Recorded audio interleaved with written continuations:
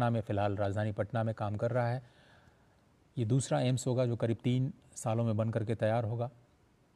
वहाँ पर मेडिकल छात्रों की जो सीट्स हैं वो सुनिश्चित की जा चुकी हैं। नर्सिंग कॉलेज भी साथ में होगा और न केवल स्थानीय छात्रों को स्वास्थ्य क्षेत्र में अपना करियर बनाने का मौका मिलेगा, बल्कि राज्य की जनता को और आसपास के क्षेत्र में जिनको स्वास्थ्य संबंधी दिक्कतें हैं उनके लिए भी एक बहुत बड़ी सुविधा आज उसका ऐलान किया जा रहा है। डिटेल सबसे थोड़ी देर में आप सभी के सामने होंगे।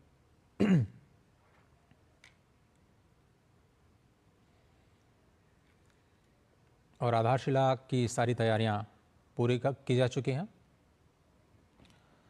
और आधारशिला के कार्यक्रम स्थल पर इस वक्त पहुंच चुके हैं। लोकतंत्र के गौरव हमारे माननीय प्रधानमंत्री जी का अभिवादन करें।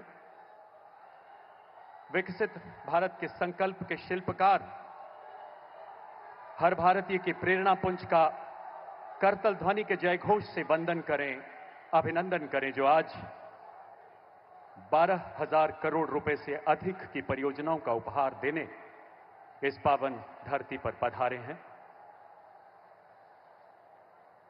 एक बार जोरदार तालियों से पुनः देश के गौरव माननीय प्रधानमंत्री जी का अभिवादन करें।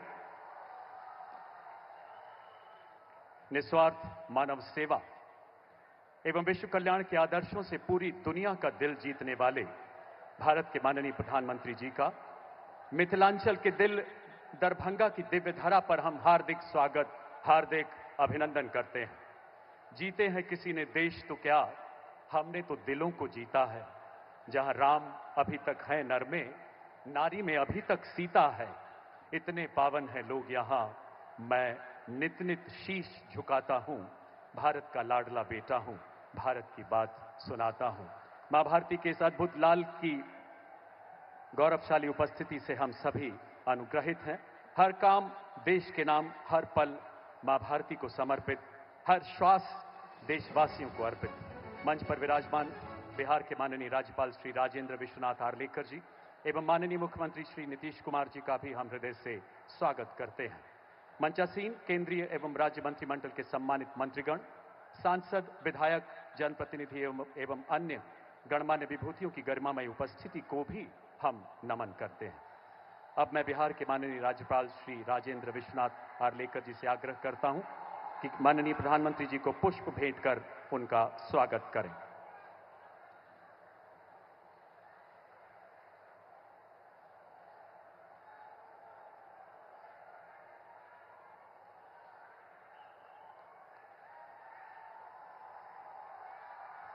अब बिहार के परम आदरणीय मुख्यमंत्री श्री नीतीश कुमार जी माननीय प्रधानमंत्री जी को बुके भेंट कर उनका स्वागत, अभिनंदन करेंगे।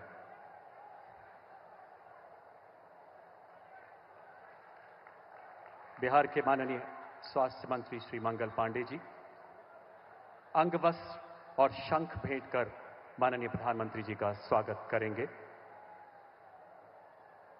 हमारी सनातन संस्कृति में शंख को मंगलमय माना जाता है। अंगवस्त्र अतिथि देवो भव की पुरातन परंपराओं का प्रतीक, शंख जिसकी ध्वनि आध्यात्मिक शक्ति का संचार करती है। दरभंगा के माननीय सांसद श्री गोपाल जी ठाकुर माननीय प्रधानमंत्री जी को अंगवस्त्र भेंट कर उनका स्वागत करें।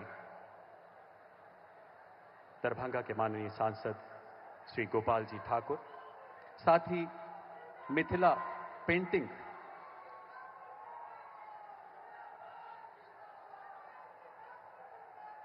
अंगवस्त्र के साथ मिथिला पेंटिंग भी माननीय सांसद महोदय प्रधानमंत्री महोदय को भेंट करते हुए, विश्व प्रसिद्ध मिथिला पेंटिंग जिसमें मां सीता को चित्रित किया गया है।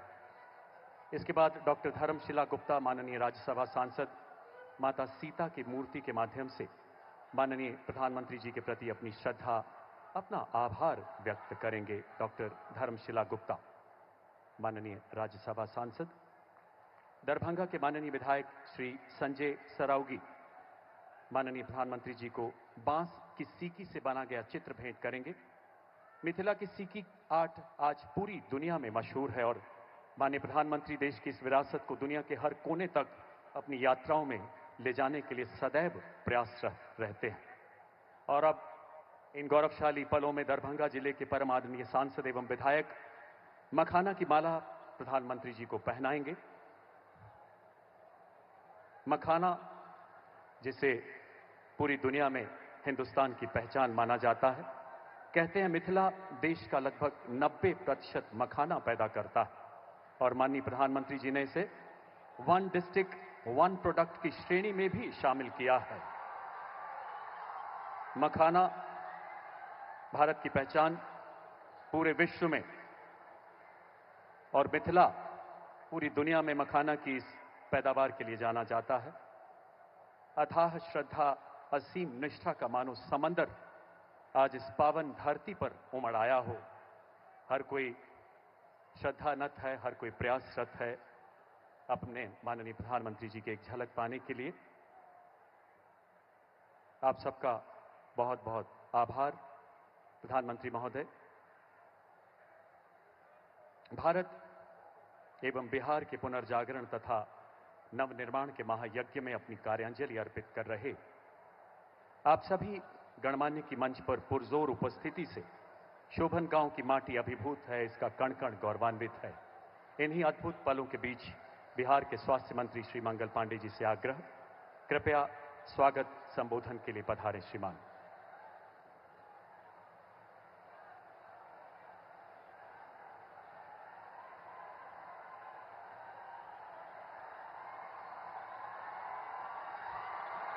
हम सब लोगों के बीच विराजमान देश के यशस्वी प्रधानमंत्री आदरणीय श्री नरेंद्र मोदी जी, माननीय मुख्यमंत्री श्री नीतीश कुमार जी, माननीय राज्यपाल श्री राजेंद्र विश्वनाथ आर्लेकर जी, मंच पर विराजमान सभी केंद्रीय मंत्रीगण, प्रदेश सरकार के सभी माननीय मंत्रीगण, सभी सांसदगण, सभी विधायक, विधान पार्षदगण और आज यहां मिथिलांचल के कोने कोने से आए हुए हमारे सभी बड़े बुजुर्गों, नौजवान साथी मित्रों, बहनों, भाइयों, मीडिया के पत्रकार बंधुओं, आज सबसे पहले हम सब इस मिथिला के पावन धरती पर आदरणीय प्रधानमंत्री श्री नरेंद्र मोदी जी के हम सब हृदय से स्वागत और अभिनंदन करै छी। एहिठाम उपस्थित सब मिथिलावासी से हम आग्रह करै छी कि सब गोटा खड़ा होके थपड़ी बजा के अपना प्रधानमंत्री जी एवं मुख्यमंत्री जी के हम सब स्वागत अभिनंदन करूं। मैं आग्रह करूंगा सभी लोग खड़े होके आदरणीय प्रधानमंत्री जी और माननीय मुख्यमंत्री जी का स्वागत और अभिनंदन करेंगे। हम सब लोगों के लिए यह बहुत ही ऐतिहासिक क्षण है, बहुत ही विशेष अवसर है जब आज इस मिथिलांचल को, दरभंगा को और उत्तर बिहार को हमारे यशस्वी आदरणीय प्रधानमंत्री श्री नरेंद्र मोदी जी ने और माननीय मुख्यमंत्री श्री नीतीश कुमार जी ने इस मिथिलांचल को ये दरभंगा के अंदर एम्स देने का उपहार दिया है। यह बहुत ही विशेष और ऐतिहासिक अवसर है। पहले पूरे देश में केवल 2 एम्स होता था, लेकिन आज आदरणीय प्रधानमंत्री जी ने ऐसा कर दिया, ऐसा उपहार दिया मिथिलांचल को कि अब बिहार में ही 2 एम्स हो गया। पहले पूरे देश में था, अब बिहार में 2 एम्स हो गया। पटना में एम्स और दरभंगा में एम्स। हम सब लोग अपने आदरणीय प्रधानमंत्री जी के प्रति, संपूर्ण मिथिलांचल वासी, उत्तर बिहार के लोग, दरभंगा के लोग, उनका हृदय से आभार अभिनंदन व्यक्त करते हैं। अपने आदरणीय मुख्यमंत्री जी का भी उनके निर्देश पर हम सब लोगों ने ये जमीन जहां हम सब लोग उपस्थित हैं इस एम्स के निर्माण के लिए भारत की सरकार को देने का काम किया है। मैं हृदय से आभार व्यक्त करते हुए आदरणीय प्रधानमंत्री जी को बताना चाहता हूं, यहां से 60 किलोमीटर की दूरी पर ही बिहार का सबसे बड़ा कैंसर हॉस्पिटल बन रहा है, जो अगले मार्च के महीने में लगभग 425 करोड़ रुपए की लागत से वो हॉस्पिटल बन रहा है।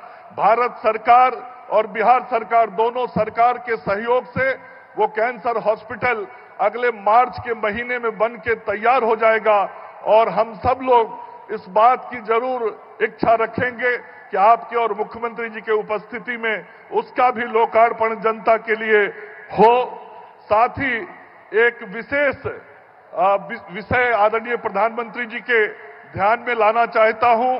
अभी आज से 22-23 दिन पूर्व वाराणसी में आपने वहां शंकरा आई हॉस्पिटल के उद्घाटन के अवसर पर वहां के प्रबंधन के लोगों से सार्वजनिक रूप से यह आग्रह किया था कि शंकरा आई हॉस्पिटल का एक शाखा बिहार में भी खुले, और मुझे बताते हुए इस बात की प्रसन्नता हो रही है इस जनसमूह में, आदरणीय प्रधानमंत्री जी, आपने जो शंकरा आई फाउंडेशन से आग्रह किया था बिहार के लिए आज से 22 दिन पहले, शंकरा आई फाउंडेशन ने उसे स्वीकार कर लिया है और आपके कारण वो शंकरा आई हॉस्पिटल की शाखा बिहार में खुलने जा रही है।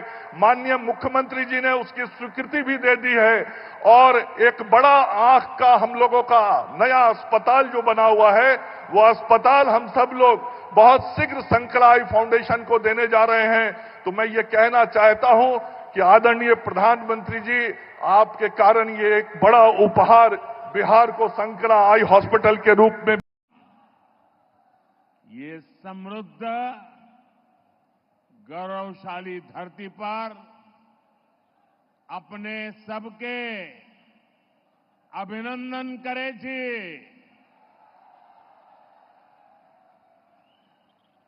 बिहार के राज्यपाल श्रीमान राजेंद्र अर्लेकर जी, यहां के लोकप्रिय मुख्यमंत्री श्रीमान नीतीश कुमार जी,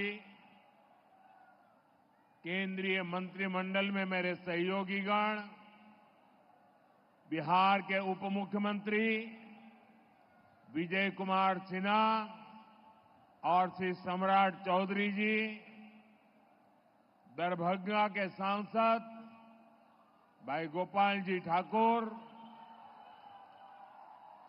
अन्य सभी सांसदगण, विधायकगण, अन्य महानुभाव, मिथिला के मेरे प्यारे भाई और बहनों, आप सभी को प्रणाम। साथियों, आज पड़ोसी राज्य झारखंड में पहले चरण के लिए मतदान हो रहा है। झारखंड के लोग विकसित झारखंड के सपने को पूरा करने के लिए वोट डाल रहे हैं। मैं झारखंड के सभी मतदाताओं से आग्रह करूंगा कि ज्यादा से ज्यादा संख्या में मतदान में हिस्सा लें। साथियों, मैं मिथिला की धरती की बेटी स्वर कोकिला शारदा सिन्हा जी को भी श्रद्धांजलि अर्पित करता हूं। शारदा सिन्हा जी ने भोजपुरी और मैथिली संगीत की जो सेवा की है वह अतुलनीय है। खास तौर पर महापर्व छठ की महिमा को जिस तरह उन्होंने अपने गीतों से पूरी दुनिया में पहुंचाया, वो अद्भुत है। साथियों, आज बिहार समेत पूरा देश विकास के बड़े बड़े लक्ष्यों को पूरा होते देख रहा है।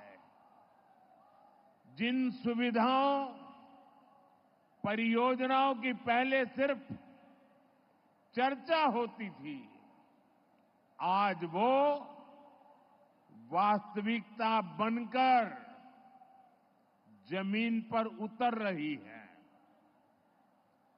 हम विकसित भारत की तरफ तेजी से कदम बढ़ा रहे हैं। हमारी पीढ़ी सौभाग्यशाली है कि हम इसके साक्षी बन रहे हैं और इसे पूरा करने में अपना योगदान भी दे रहे हैं। साथियों, हमारी सरकार देश की सेवा के लिए, लोगों के कल्याण के लिए हमेशा प्रतिबद्ध रही है। सेवा की इसी भावना से यहां विकास से जुड़े 12,000 करोड़ रुपए के एक ही कार्यक्रम में 12,000 करोड़ रुपए का अलग अलग प्रोजेक्ट का शिलान्यास और लोकार्पण हुआ है। इसमें रोड, रेल और गैस इंफ्रास्ट्रक्चर से जुड़े अनेक प्रोजेक्ट्स हैं और सबसे बड़ी बात, दरभंगा में एम्स का सपना साकार होने की तरफ एक बड़ा कदम उठाया गया है। दरभंगा एम्स के निर्माण से बिहार के स्वास्थ्य क्षेत्र में बहुत बड़ा परिवर्तन आएगा। इससे मिथिला, कोसी और तिरहुत क्षेत्र के अलावा पश्चिम बंगाल और आसपास के कई क्षेत्रों के लोगों के लिए सुविधा होगी। नेपाल से आने वाले मरीज भी इस एम्स अस्पताल में इलाज करा सकेंगे। एम्स से यहां रोजगार, स्वरोजगार के अनेक नए अवसर बनेंगे। मैं दरभंगा को, मिथिला को, पूरे बिहार को इन विकास कार्यों के लिए बहुत बहुत बधाई देता हूं। साथियों, हमारे देश में सबसे बड़ी आबादी गरीब और मध्यम वर्ग की है और बीमारी भी सबसे अधिक इन्हीं वर्गों को प्रभावित करती है। इस वजह से इलाज पर इनका खर्च भी बहुत ज्यादा होता है। हम सब उसी पृष्ठभूमि के हैं, गरीब और सामान्य परिवारों से निकले हैं। इसलिए घर में कोई गंभीर रूप से बीमार पड़ता है तो कैसे पूरा घर संकट में आ जाता है। हम इस चिंता को भली भांति समझते हैं और पहले के दौर में स्थितियां भी बहुत कठिन हुआ करती थी। अस्पताल बहुत ही कम थे, डॉक्टरों की संख्या बहुत ही कम थी, दवाइयां बहुत महंगी थी, बीमारी की जांच का कोई ठिकाना नहीं था और सरकारें सिर्फ वादों और दावों में ही उलझी रहती थी। यहां बिहार में जब तक नीतीश जी सरकार में नहीं आए थे, तब तक गरीबों की इस चिंता को लेकर कोई गंभीरता ही नहीं थी। गरीब के पास चुपचाप बीमारी सहने के अलावा और कोई चारा नहीं था। ऐसी स्थिति में हमारा देश कैसे आगे बढ़ता? इसलिए पुरानी सोच और अप्रोच दोनों बदला। साथियों, हमारी सरकार देश में स्वास्थ्य को लेकर होलिस्टिक अप्रोच के साथ काम कर रही है। हमारा पहला कदम, हमारा फोकस बीमारी से बचाव पर है। दूसरा फोकस बीमारी की सही तरीके से जांच पर है। तीसरा फोकस है लोगों को मुफ्त और सस्ता इलाज मिले और सस्ती दवाएं मिले। हमारा चौथा फोकस है छोटे शहरों में भी इलाज की बेहतरीन सुविधाएं पहुंचाना, देश में डॉक्टरों की कमी को दूर करना। और हमारा पांचवा फोकस है स्वास्थ्य सेवाओं में टेक्नोलॉजी का विस्तार करना। भाइयों और बहनों, कोई परिवार नहीं चाहता कि उसके घर में कोई बीमारी पड़े। शरीर स्वस्थ रहे, इसके लिए योग, आयुर्वेद, पोषक खान पान का महत्व लोगों को बताया जा रहा है।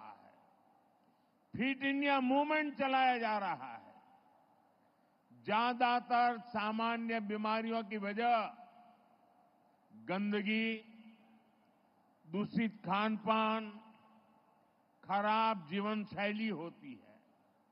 इसलिए स्वच्छ भारत अभियान, हर घर शौचालय, नल से जल जैसे अभियान चलाए जा रहे हैं। ऐसे आयोजनों से शहर तो स्वच्छ बनता ही है, बीमारियां फैलने की गुंजाइश भी कम होती है।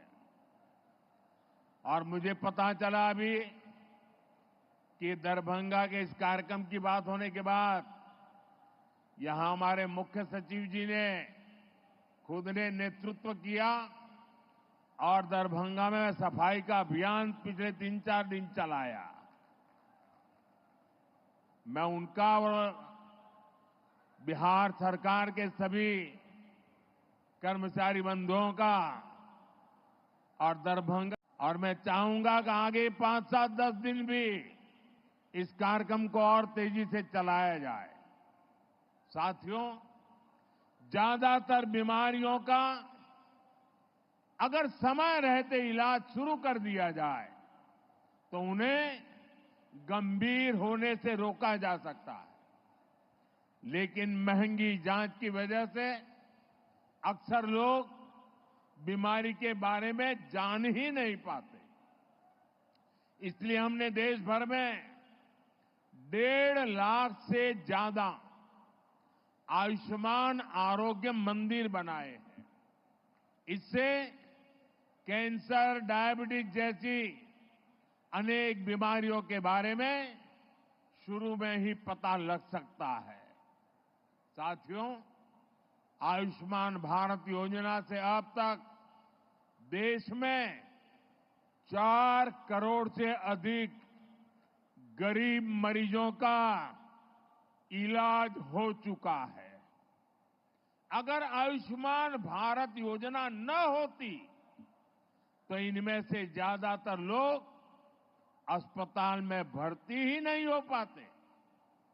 मुझे इस बात का संतोष है कि इनके जीवन की बहुत बड़ी चिंता एनडीए सरकार की योजना से दूर हुई और इन गरीबों का इलाज सरकारी अस्पतालों के साथ ही प्राइवेट अस्पतालों में भी हुआ है।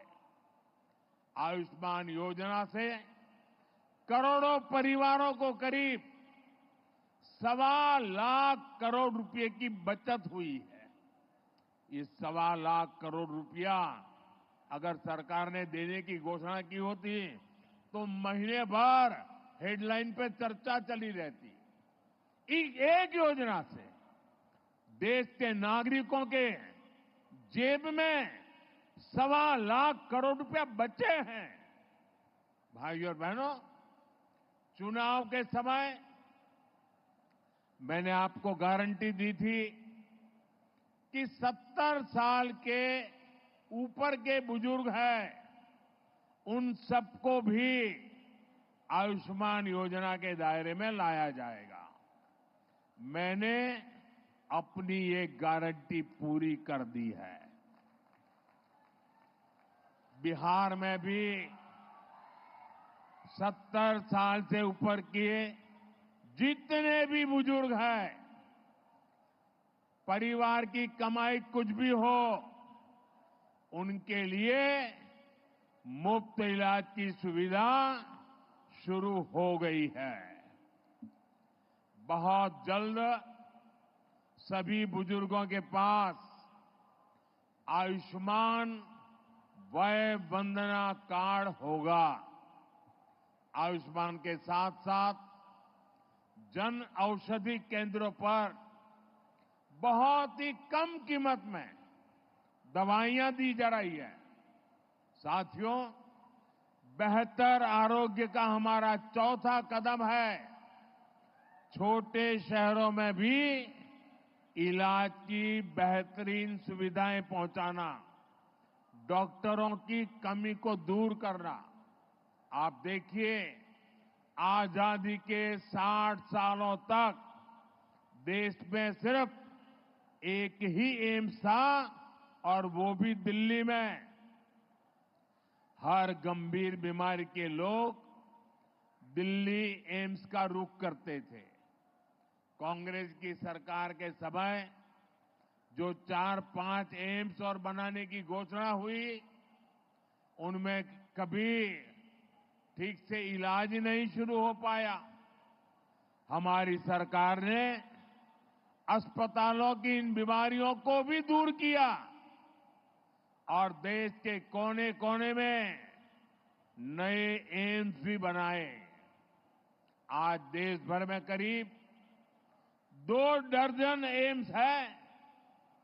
बीते 10 सालों में देश में मेडिकल कॉलेजों की संख्या भी करीब करीब 2 गुनी हुई है। इससे इलाज की सुविधा तो मिली है, बड़ी संख्या में हमारे युवा डॉक्टर भी बने हैं।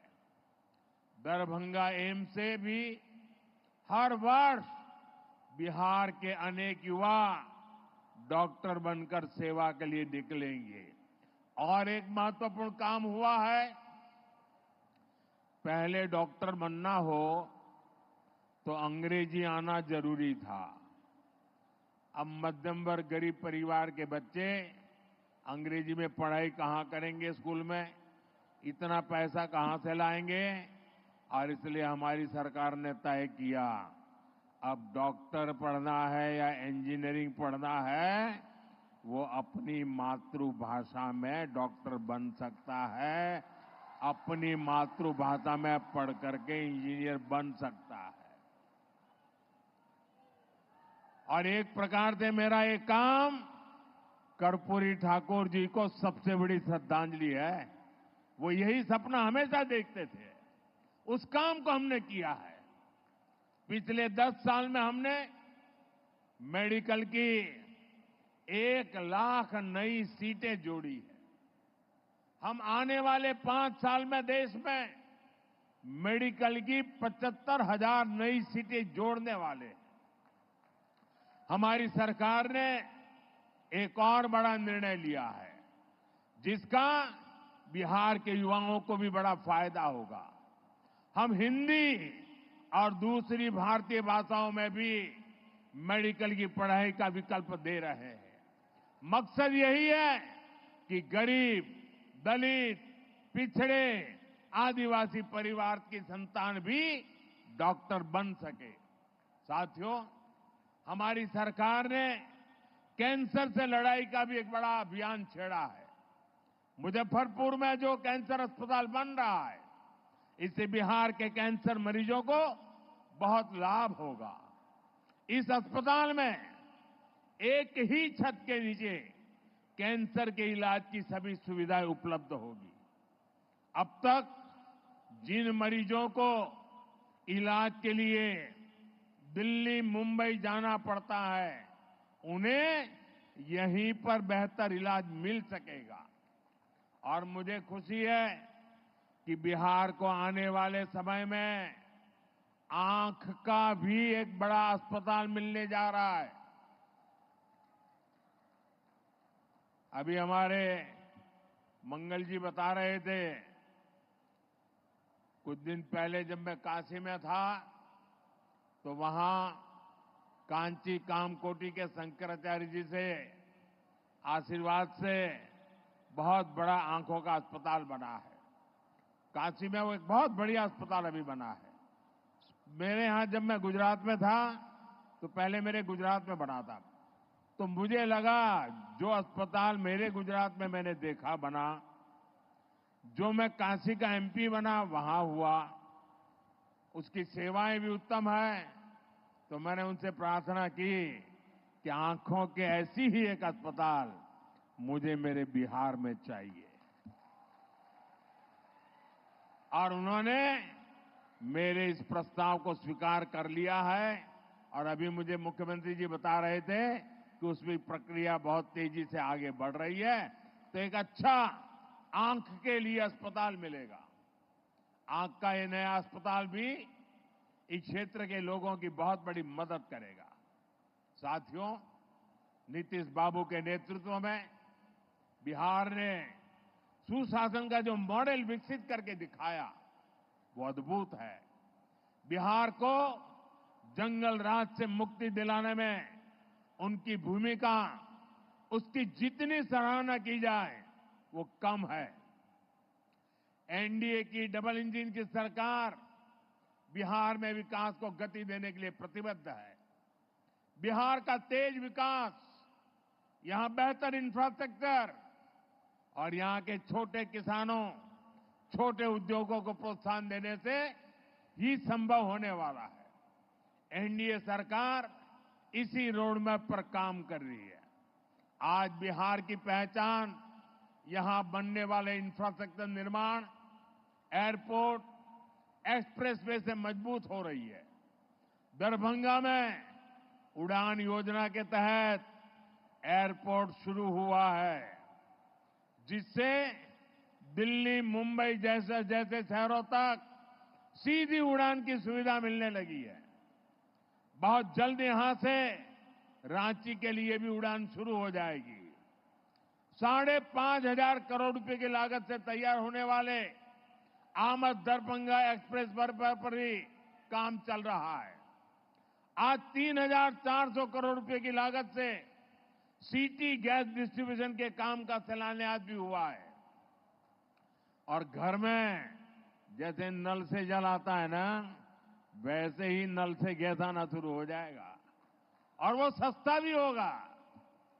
विकास का ये महायज्ञ बिहार में इंफ्रास्ट्रक्चर को एक नई ऊंचाई पर ले जा रहा है। इससे यहां पर बड़ी संख्या में रोजगार के भी अवसर पैदा हो रहे हैं। साथियों, दरभंगा के बारे में कहा जाता है, पग पग पोखरी माछ मखान, मधुर बोल मुस्की मुख पान। इस क्षेत्र के किसानों, मखाना उत्पादकों और मछली पालकों का हित भी हमारी सरकार की सर्वोच्च प्राथमिकता है। पीएम किसान सम्मान निधि के तहत बिहार के किसानों को